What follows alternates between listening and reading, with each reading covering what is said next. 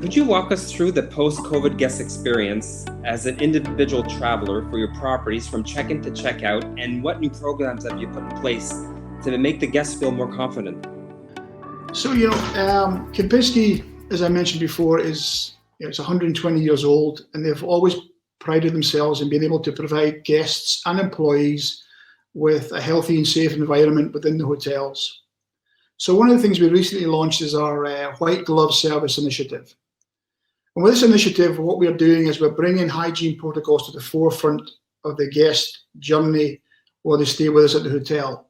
And that will be through all touch points of their stay, from arrival experience, check-in, restaurant, spa, fitness, and then through to the meetings, events areas. Let me give you an example. If a guest checks in, they will be given the option in their room of a privacy please, which is very different from the traditional do not disturb operation. So what does that mean to the guest? It means that when the guest enters the room, which has been specifically prepared only for them, we will bring all service to the door, and it will stop at the door. So your luggage will arrive and it will stop at the door. Your room service will arrive and it will stop at the door. Your laundry service will arrive and it will finish at the door, and the guest will collect it from there. What does that do from the guest perspective? Is it gives them the comfort that they will be the only person that is in that room for the duration of their stay. So these are the protocols that we're putting in place.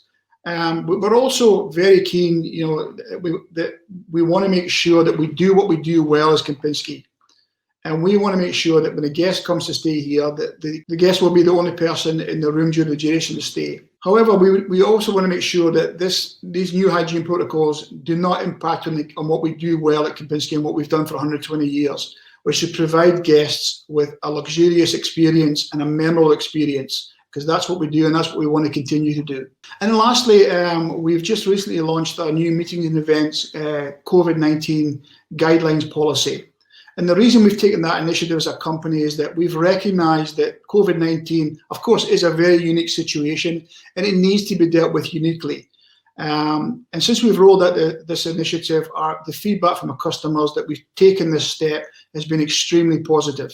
Ron, this is more of a two-part question. As a person that books meetings worldwide in a lot of your hotels, regarding the meetings that utilizes your largest meeting space, how will this really affect the guest room to space ratio, and with the social distancing restrictions that are being implemented right now around the world? Yeah, that's an interesting question. The feedback that we are getting from customers at the minute is, the way forward for these events will more likely be hybrid meetings, hybrid virtual meetings, where perhaps the domestic and the regional attendees will attend the meeting and the international guest will attend on a virtual platform, which is great. We have the technology in place to do that.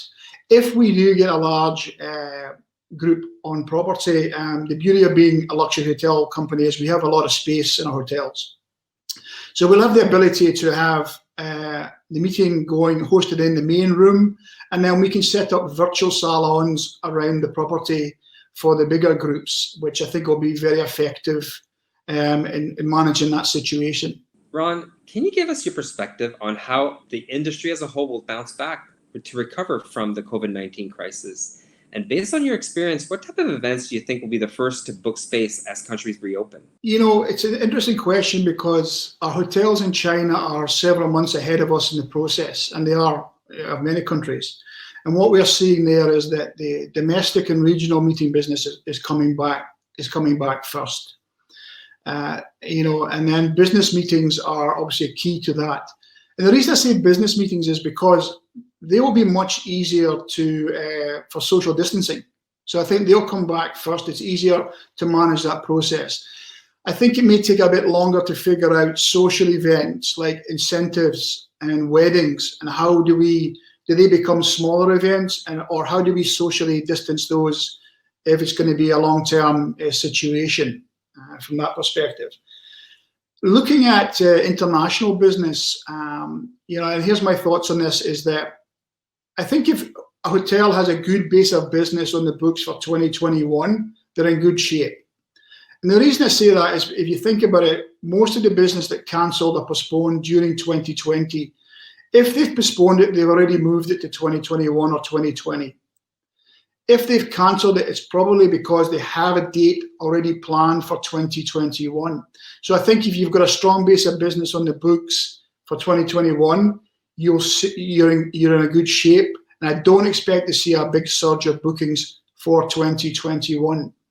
Looking at 2022, the feedback from our customers is this will be a strong year across all segments. And we expect that to come back strongly. And based on that, we would expect Q1 2021 to see an upsurge in inquiries for 2022 business. Excellent. That's very positive news, actually. And until our next HMI Insights, thanks for watching.